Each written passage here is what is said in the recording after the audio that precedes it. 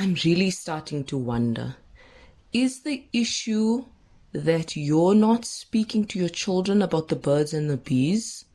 Or is there something bigger that's leading to teenage pregnancy?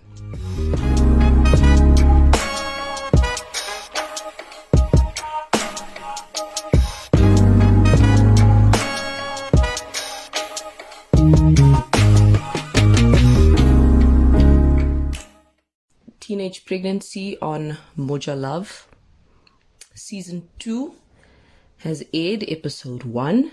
And I cannot tell you what my feelings about the show are.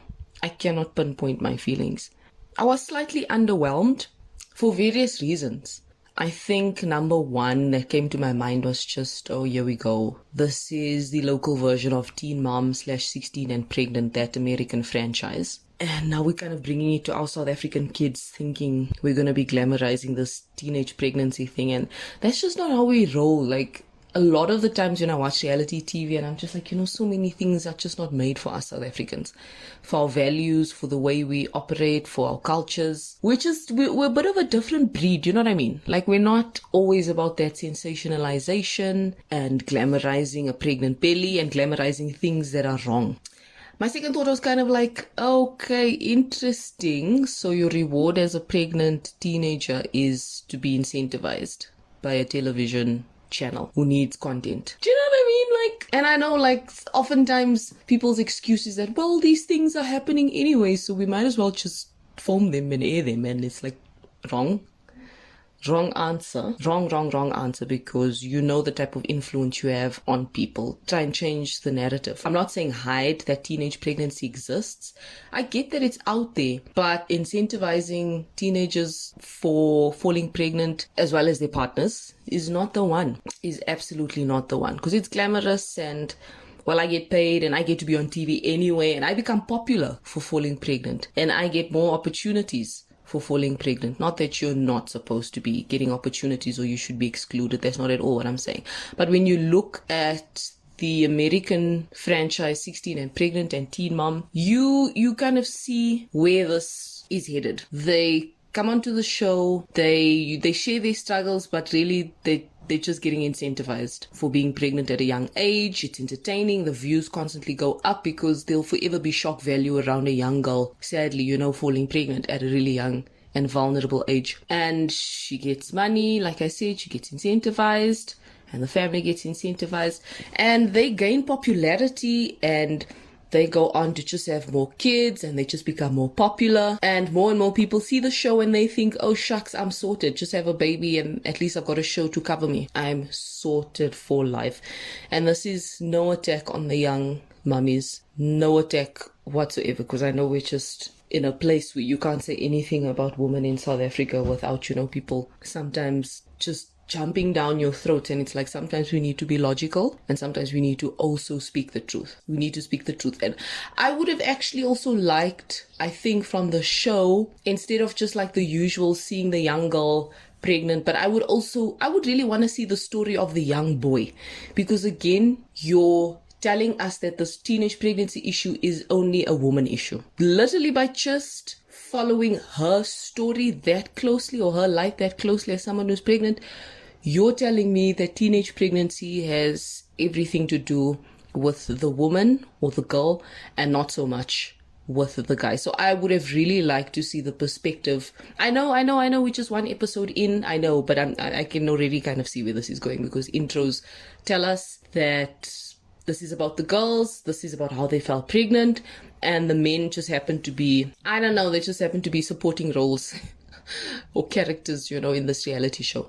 So if you really want to make an impact, I would say, how about you start showing the lives and the stories of the boys who are involved in impregnating girls. That's a story worthwhile. That's highlighting an issue. It's the fact that we're missing masculinity from society, the much needed masculinity. People try and make it out to be as though having men in society is not the issue. There's a broader issue. It's the lack of men in families, in children's lives, in the lives of women, in the nuclear family. It's the lack of their presence, the lack of their role in society. Men are extremely important, and when they are missing, when they're present and not fulfilling that role, it has seriously detrimental consequences to the family and the broader society. So I really think the men, that perspective is what we're missing. That's literally what we're missing. You're not showing us anything new on television about women falling pregnant. And you're, I think, just reinforcing the idea that teenage pregnancy is a woman problem and you need to do something about it, because look at the struggle. Look at your physical changes that you go through. Look at the social changes you go through, exclusion in your community and in your family, etc. Look at the educational exclusions you go through at school, where it's really tough, or you might even have to drop out of school. But speak to me about the men.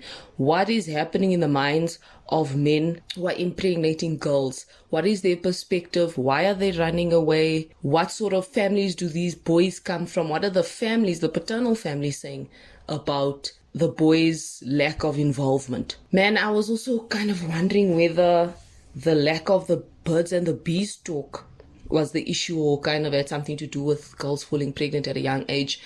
And then one of the girls' mums said, I've spoken to you about these things. And I'm also wondering, are you even having the right type of conversation? Are you literally just sitting there scolding people, saying, you don't date boys, you don't do X, Y, and Z? Can we get realistic? Can we just be realistic? Can we have actual constructive conversations? Having a list of telling a teenager what not to do is just not going to cut it. You need to have open conversations. Allow them the space and the floor to ask questions that are burning in their minds, to clear up things. It's not, it's not good enough just to tell people what not to do.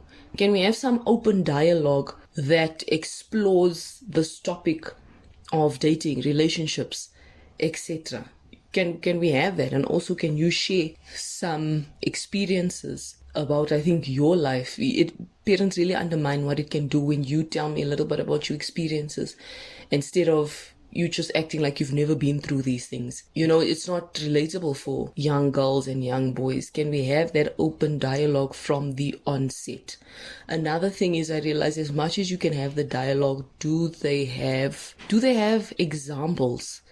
Very important, because so many things get imprinted in the minds of young children as they're growing up, and they're moving and they're operating and they're thinking and they're perceiving in ways that are related to what's been imprinted on them from a young age as they've been growing up. So you can preach all you like, but what sort of examples of relationships do they have close to them, in their closer circles, whether it's their family groups or whatever the case may be, in their community groups? What examples of relationships are they seeing? If you're out here presenting toxic relationships to your children, or presenting relationships where there's just different men in and out, or you're presenting relationships that are non-existent even, you'll be surprised how that imprints the message that I actually don't know how to do this dating thing. I've never been exposed to a relationship in my life, in my home, and we've never spoken about it. There's nothing wrong with a parent raising their child as a single parent and, not involving external parties to raise their child with them. But it is important to still speak about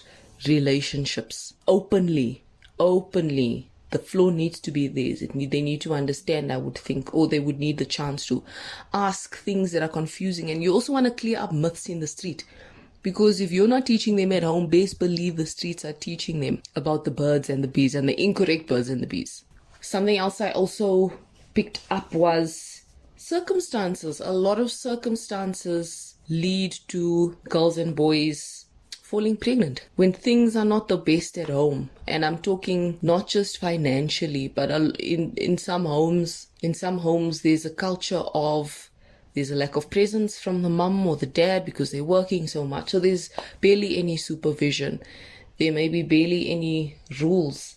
There may be this culture of a lack of communication. When we do speak, we're screaming at each other.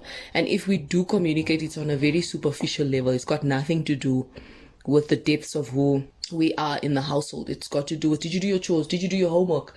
And my first resort is always like aggression and violence with you when I speak. We can never just have a normal, decent conversation. I remember one of the girls in the show was saying her mum likes to shout, always shouts. And I think there's a lot of households where there isn't any effective communication taking place. So if your child just feels like, I'm not even heard in this house, listen, I'm going to go and find it somewhere else outside where I can be heard, where someone just gives me a little bit of attention and boom, I feel heard, I feel loved, and I equate that to just, absolute love. And the person adoring me, and that means that I'm their everything, and that means I'm special, that means I'm included for once, no one's kind of shouting at me.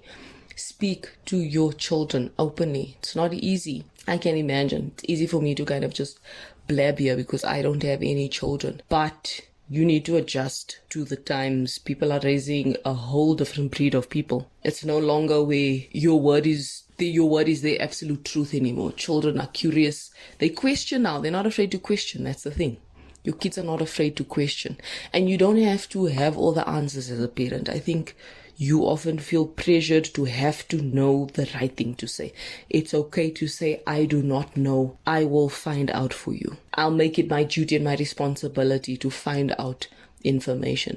And in other cases, sometimes you do all you can. You open, you have these dialogues, you do all these things, and it still leads to teenage pregnancy. Sometimes it's environmental factors. I don't know. That's why my question was, is it the birds and bees? Is it the lack thereof when it comes to that conversation? That's the issue. Or what really is the problem? Teenage pregnancy, Moja love? Don't know.